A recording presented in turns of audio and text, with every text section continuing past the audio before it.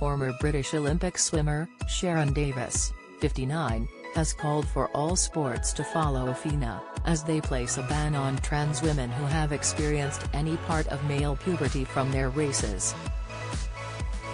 Sharron has admitted she is proud of the support and is calling for other associations to pick it up, including other sports in the Olympics, to adopt the policy.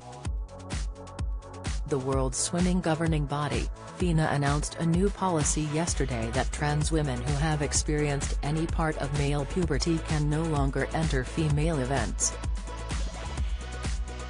Soon after, Sharron made her opinion on the new rule public, having previously thrown her support behind the issue.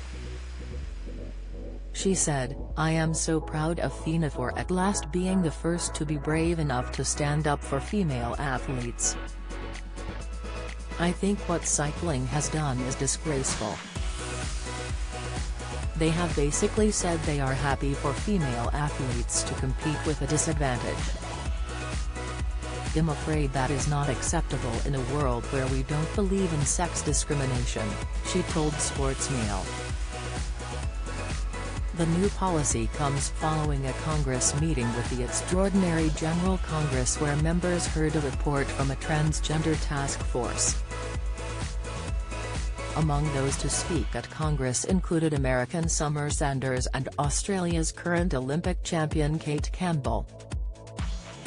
The finalized rule states that any trans athlete must have completed their transition by the age of 12.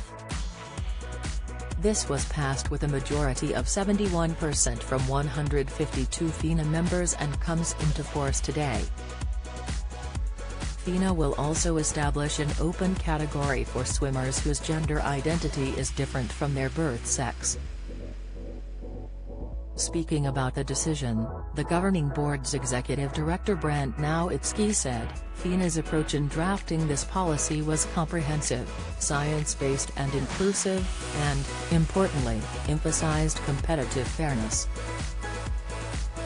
President Hussein Al-Musallam added, "We have to protect the rights of our athletes to compete, but we also have to protect competitive fairness at our events, especially the women's category at FINA competitions."